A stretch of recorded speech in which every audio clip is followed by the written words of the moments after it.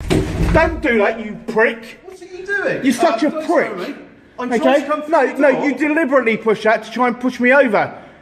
Okay? And don't make it look like you weren't. Please don't shout at me in the inquiry. I'm not shouting, Are sir. you here for a legitimate reason? Okay? Are you here for a legitimate reason? Well, what I'm here to see, okay, I will Are go you and here see. for a legitimate reason? Do you Yes, need I to am speak here to for an a officer? legitimate reason. Do you yes, need I to am. speak to someone? Would Yes. you like to tell me what that is? Okay? And I'll get an officer to Not come you, and speak to it's your actual inspector, I would. What starts as a normal day of filming in public suddenly turns into a tense and chaotic confrontation that exposes just how quickly some officers lose control when challenged. In today's video, we're covering footage from To Plod or Not to Plod, one of the UK's most respected auditors, known for staying calm under pressure and shutting down intimidation with pure facts and confidence. Their channel link is down in the description, so make sure to support them after watching this. From the very beginning, the situation feels hostile as officers begin making assumptions, throwing around threats, and trying to pressure the auditor into backing down. But instead of reacting emotionally, the auditor remains completely composed, answering every accusation with confidence while exposing the flaws in the officer's actions step by step. As the encounter escalates, the tension keeps building, tempers start flaring, and the officers slowly begin losing composure while the auditor stays firmly in control of the situation.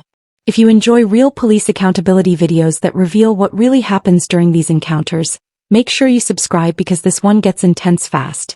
And by the end you'll clearly see why knowing your rights can completely change the outcome of a confrontation like this. I've got no problem with you using your video in public, because that's your right to do so. Okay. I have had a complaint from a member of police staff. Well, first of all, could you identify yourself on Yes, me? certainly. My name's Sergeant 1789 Pope. I'm the duty sergeant on today. Got no issue with your video. That said, I'd ask you not to video inside there, members of police staff. If your actions cause alarm, harassment, and distress to them, you may commit an offence. Okay, right. Well, just so you know, that is a public area, okay, and I'm well within my rights to be in there and filming. Okay. Sir, I'm not saying you are. I'm saying if your actions cause alarm, harassment, and distress. Okay. Members of the sir, you listen. As an officer, okay, please you listen, can't sir, be please alarmed listen. and distressed. Actually, we can. You're No, you thinking of the cannot. case- You sir, need to sir, look at sir. case law, and you will actually see Which that case law you is that, sir? cannot be alarmed and distressed Sir, right in your actual sir, that's officer's the case duty. of RV Oram. That's not in Okay. relation to what we're doing now. I'm talking about So- police staff, not police officers. Okay. Sir, I'm talking about police staff, not police officers. Yep, but as long I as have no issue. as no, long as listen. I'm in a public area, I can film whatever I can see. Right, but if they don't want, if the members of Makes no staff difference. cause alarm, harassment, and distress, I'm telling you Makes now no that difference. that may be an I'm offence. I'm allowed I'm to not- film anything I'm not I saying can that you see aren't. from public. I'm not saying that you Okay, are. so if I So I film know that them, you're a professional, if I I film know- them, no, if I film them and I'm in public, okay, then I am doing nothing unlawful. Nothing. Nothing. Okay, correct. Right, so if you cause alarm, harassment, and distress through your actions, okay, then you commit an offence on Section 5 of the Public Order Act. I'm Section not saying 5. That, no, so you okay. need to listen. So have you got a I'm member not of the saying, public sir, that's a I'm not- complainant? I'm not saying that you've done that yet, and I'm not saying. I'm just advising you. I've got no problem Okay. with you videoing here. Well, I've have you no got a problem member of with you public videoing that's here. a complainant? Well, police staff. Police are members staff of the is not a public. member of the public. No, they are not. Not when they're actually working. They are. Not when they're working, sir. What You are need they to then? actually justify that. What are they they are then? police staff and they're in an office of duty. Okay? So you need to actually rectify Anyway. that. That exchange exposed exactly how lawful public filming can suddenly be twisted into suspicion the moment police feel uncomfortable.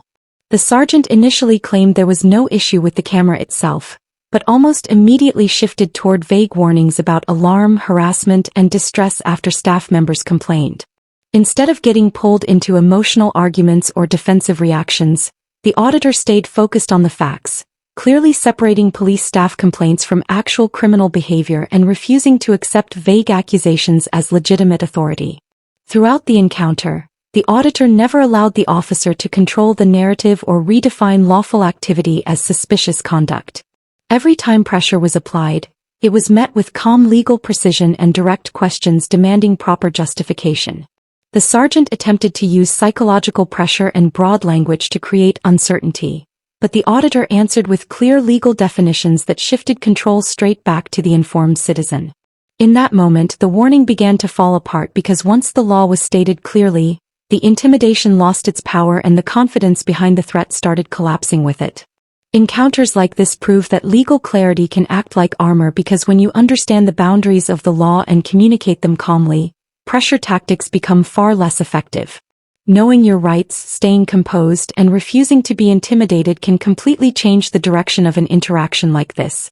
Would you have challenged that alarm and distress warning, or would you have stayed silent when the pressure started building? I would ask you very politely, okay, not to video the staff. If you want to video us, that's fine. You're more than happy to do so. No, I will video the staff if they're actually in well, the if site. I do get a complaint, so then you may be dealt with under that matter, okay? Well, and that's it. That's the end of it. And just remember, it will be completely unlawful. It will be completely unlawful. Okay, but also, can I just mention to you as well, can you tell me why you didn't actually tell me that you put your body camera on, sir? Okay. I apologise for that. My body camera's on. Is there a reason why you didn't tell me you were videoing me? I don't need to. Okay, under your actual code of ethics. Thank you very much for your time, sir. So yes, go on. Under my code of ethics. Under your code of ethics, under section 3.5, okay, you're meant 3.5 what? 3.5 of your code of ethics. Sir, there's no such thing as 3.5. Yes, there is. Yes, there is, sir. You need to actually look at it, okay? It actually states that a member of the public must be informed at the first possible moment when you actually turn your body camera on. Okay, now you had ample opportunity in which to actually tell me. Can you just wait? Okay, stop and talking you did not. for a second. No, please don't talk to me that way. What I'm going to do is I'm going to give you a card. Do not talk to me in that manner. Sir, I'm going to give you a card with my details on, so you can make a complaint that I didn't inform you. Don't worry, I will be. That I had my body worn video. I will be. Don't worry about that. I didn't. I was more concerned with your actions at the time. But what my actions? What, filming in public? Well, no, what you're trying to filming in public. No, what you're trying to do is just bait police officers and other people. That's a presumption. Okay, what you got to remember, a presumption. Okay, that's your own personal presumption, sir. I'll give you my details. Okay, your own personal presumption, and your own personal presumption is not law. I'm just advising you. Okay, if you want to video your public, presumption is not law. No, it's not. Okay, so just remember that. I never said it was. Okay. So don't tell me that I'm trying to bait police officers. You are? No, I would have gladly have had a nice conversation with you, sir, if you would have approached me in a different manner. You were never intending that at all. Really? Really? You're doing this specifically because sir, you're making another presumption again. I've come out to How have you made it as a sergeant? How have you made it as a sergeant when you make so many presumptions? Okay, you've made 3 different presumptions. Okay, on me. Okay, now if that was the case, I can make a presumption on you and say, right, you're in uniform. Okay, are you telling me that you're going to murder someone next?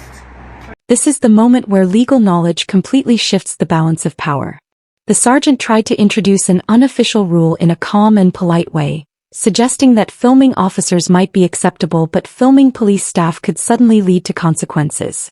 The auditor instantly recognized what was happening and pushed back without hesitation, calling out the threat as unlawful before turning the pressure right back onto the officer by questioning the undeclared body camera recording. Instead of making the encounter personal or emotional, the auditor stayed locked onto the core issue, constantly dragging the conversation back to legal definitions, lawful public filming, and unsupported assumptions.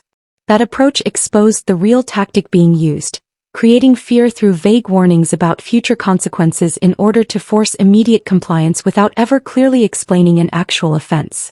Because the auditor remained calm and controlled, the intimidation stopped having the effect the sergeant wanted. This is the exact moment where assumptions get thrown back at authority and the entire warning begins collapsing in real time. Encounters like this show why staying calm and demanding legal specifics matters so much. Because vague suspicion only works when people become uncertain or intimidated. Once someone confidently asks for clear legal justification on camera, authority is forced into a difficult position where it either has to properly explain itself or slowly retreat from the claim altogether. Would you have challenged the body camera recording as well, or would you have focused only on the filming threat during that exchange? Is that what it is? Okay, so I can make a presumption, okay, on you. Okay, and this is only using it as an example. So are you telling me then that you would actually murder someone else, would you, sir? Don't do that, you prick. What are you doing? You're such a prick. Okay? No, you deliberately push that to try and push me over. Okay? And don't make it look like you weren't. Please don't shout at me in the inquiry. I'm not shouting, sir. Are you here for a legitimate reason? Okay? Are you here for a legitimate reason? Well, what I'm here to see, okay, I will go and see. Are you here for a legitimate reason? Do you Yes, I am here for a legitimate reason. Do you need to speak to someone? Would you like to tell me what that is? And I'll get an officer to come you, speak to you. it's your actual inspector I would like to see. He's not here at the moment, but I can give you the details on how you can contact him. Yep, if you could. Okay, because that was completely out of order. If you contact 101... No, I'm not doing it via 101, okay? I will actually do it in here. They'll take the details for you. And that I will do. Okay. Okay, but you are absolutely out of order for what you just done. Don't make it look like you didn't do anything. No, it's all on camera. No, was it hell? Was it hell? You absolutely talk out your arse. Sir, if you keep swearing at me and you keep being abusive, then I will ask you to leave the station. Sir, I'm going to ask you to leave the station if you carry on trying to behave in this manner. Can you tell me whether or not that is swearing or not? Arse is not swearing. You're shouting at me. I'm not shouting. You are. I'm not shouting. If you want to make your complaint, there's the inquiry office. I'm not shouting. I'm more than happy to do so. If you have no legitimate reason to be here, I will ask you to leave. I have a legitimate reason. Okay. What's your legitimate reason? Well, I'm waiting for you to go, and then I'll go in there. Okay. Thank you very much. Okay. Well, I'll wait for you to go. Thank you. Okay. Because you are absolutely out of order. Sir, there's no point following me in. I'm not following you in through that door. I'm not following you in through that door.